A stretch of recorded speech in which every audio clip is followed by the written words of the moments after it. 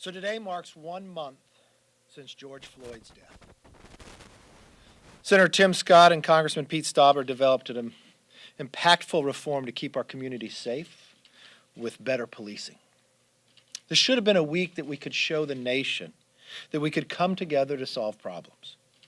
But if you had any doubts that the Democrats were never interested in working together to reach a solution, Speaker Pelosi dispelled it yesterday. If you recall, 2 weeks ago, we were in this exact room. And some of you pushed me to say what my red lines were in the Democrat bill. It was Jake continuing to ask. But Jake actually made it clear in the playbook, PM. I didn't want what I may have disagreed with to get in the way of reaching a consensus. I literally said I would not point out where I disagree because I want to find places we can agree. I want to make law. Contrast to how Speaker Pelosi responded to Senator Tim Scott's bill. She said Republicans are trying to get away with murder, the murder of George Floyd. Tim Scott has not been working on this bill just for 1 month. This has been a life passion of Tim with his own personal life experience. That's why he found his success when opportunity zones or funding of black colleges. Her words are reprehensible. This is actually a new low for Speaker Pelosi when it comes to just trying to score points with her newly radical base. Think for one moment, this is the Speaker of the House of Representatives. The job of Speaker is too big for words so small. Does anyone in her conference stand by her on these words? Do they call Tim Scott wanting to get away with murder? Contrast what happened in the Senate yesterday. Simple request to get on the bill where you could start debating to become law. Democrats said they would need amendments. First 5 was going to be good enough, no. Went as far as to offer 20 amendments just to start the debate. Contrast to what we see here. From committee to floor, not one Republican amendment is going to be allowed. Never consulted us on the creation of this bill. I've reached out to those on the Democrat side, explaining that I wanted to make law. I wanted to work together, and I still do. The only place this is a holdup is the Democrats' partisanship to try to make this political instead of finding a solution. Schumer has no reason why not to debate the bill, even being given 20 amendments. Name me one amendment Republicans are being offered to even debate on the floor. Not one. Name me one amendment that the Democrats allowed in committee. Name me one meeting the Democrats had in crafting their bill with anybody on the other side. And then the words of the Speaker. America expects more and deserves more. Perhaps the Speaker is being silent on the rioters and criminals who continue to destroy and deface the heroes and history of our country and assault innocent citizens because she wants to appease the radical left. The statue of Saint Sarah in the Speaker's own district was destroyed. I joined the Speaker in praying with Pope Francis in front of Saint Sarah's statue in the Capitol in 2015. When the mob wanted to destroy it, she condoned it, like she never heard of Saint Sarah. A bit like Peter's denial. And this week in Wisconsin, criminals took down the statues of an abolitionist who died fighting to end slavery during the Civil War, and Lady Forward, a symbol of women's suffrage movement. Worse, they physically assaulted a Democrat state senator, kicking him in the head, knocking him out cold. So much for peaceful protests that the Speaker continues to celebrate. Civil society cannot survive with this type of lawlessness. If cities and state leaderships fail to uphold the rule of law, Congress should move to withhold their funding. The time for warnings have lapsed. Order will be restored. Republicans have spoken up, and the silence on the left has been deafening. It's time to restore this nation and rebuild it. And the way you do that is you start by passing a bipartisan bill that will become law. You look at Tim Scott's, you look at the Democrats, 70–80% is in both bills. This is the moment in time that we should rise to the occasion. And all my language and all my work has been simply for that, to have a solution. With the Speaker, it's been all politics, putting us on a course for failure. With that, let me open up for questions. Yes, ma'am. Speaker McCarthy, yesterday some Republicans indicated that the president needs to change his strategy and perhaps his tone if he wants to win re-election. Does he need to change his strategy? Look, I think the president's best strategies we're working to. I know his opponent Biden has not come out. What's his plan for the economy? Who's best to rebuild this economy? Who's best to stand up to China? Who's best to put the best days in front of us? I think President Trump will win overwhelmingly, simply on that. Let's start the debate. I know Joe Biden wants to fear for a debate. He shouldn't fear. Let's talk about ideas. What idea has Joe Biden put out there?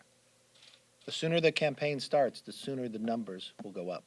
The polls are devastating for the president in the past week or so, so believe it or polls or not, what does the president need to do differently to change the trajectory of what polls are showing? Look, I think the easiest thing to do is you simply talk about the issues and look at the plans. Put both plans up, and I know the president will win re-election. Who is best to rebuild the economy? Because you've seen both men. You've seen an economy under Biden, and you've seen an economy under Trump. The strongest economy you've ever had for every walk of life. And still a virus from a far distant land that we did not invite or did not request hit us. But we will rebuild, and we will restore, and we will be stronger. Yes? So this Democrat bill doesn't look like it's going anywhere in the Senate. What do you No. see for the next steps? What would you kind of like to see happen next? Well, the first thing we should go to conference. Schumer should allow the Senate bill to be debated and go to conference just like anything else with any other issue. If they do not, it simply shows that they're playing politics. I'm interested where my own senator, I know her craving to be a vice president, made a political decision yesterday to not even allow to be debated. How does she answer all those in California that maybe crave to have some reform? How does she answer to the Floyd family that she would not even debate the issue or allow it to come up? Because that's what that vote was. It was a purely political vote. And that's wrong. Yes. On another topic, the Senate voted last week on this major public lands package. It's backed by the president. It's going to come up on the floor at the end of next month. Some of your Republican colleagues have concerns about this bill. Do you support it? Are you going to vote for it? Yes, I support it. Yeah? I think it'll be signed into law. It's time we fund our parks. It's something that we've been working towards for quite some time. Yes. When the House Judiciary Committee considered the Equality Act, it rejected an amendment that said the act would not require biological females to face biological males in sports competition. Should biological males who say they identify as females be allowed to play girls' sports? You know, that becomes a real challenge. I have a daughter. It becomes a fairness issue. And I think that's a real problem, and I think that's wrong, just as many others throughout this country do as well. Yes. So, Leader, there's been this politicization of big crowds, depending on whether or not you approve of the reason for the crowd gathering. So I'd just like to ask you more broadly, do images of tens of thousands of people together, whether it be for a George Floyd protest or whether it be for a gathering that the president has or a rally, do you think those images are making Americans complacent about coronavirus, about social distancing, given that, you know, the past week we've seen cases and hospitalizations again rise?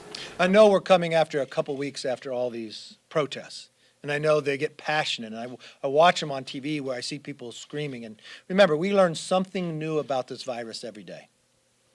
And we understand that that's one of the biggest ways that you will catch it. And how close people are together. I remember seeing in LA a drone go over where thousands of people standing right next to one another for long periods of times. And then I just watched California spike, 70% that we haven't seen before. And you know, it takes almost up to 14 days, anywhere from 3 to 14, before you see the spike, and that's around the timing of this happening. It was concerning to me that that would take place. So no matter whether you're in a big crowd or a small crowd, we should all remember, continue to wash your hands, social distancing, wearing the mask, and others. I think those are the best ways as we move through this. Also, let's make sure we learn from the mistakes of what happened in New York. Let's look after our most vulnerable. What is happening in these nursing homes? Overwhelmingly, the deaths that were caused by that. Where we watched governors pushing people into these nursing homes. I've got a nursing home problem in my own district. Let's learn from the mistakes, what we saw happen in New York that we don't. So let's take care of those most vulnerable going forward. Now we're finding after these protests, we are having a spike when it comes to younger people as well. It is a real concern, and it should be for all. Yes? On police reform, Mr. McConnell rejected the House proposal pretty much as soon as he heard it. You saw Senator Schumer, what he had to say about Tim Scott's bill. It seems that neither side is willing to give And at what all. Durbin had to say about Tim Scott's bill? Yes. Yeah. Who in America supports that? Who in America thanks Tim Scott in leading his life and spending his commitment on the experiences he had? Even as a U.S. Senator, Tim Scott was stopped. Questioned whether he was a senator. When he had his Senate pin on, they asked him who he took it from.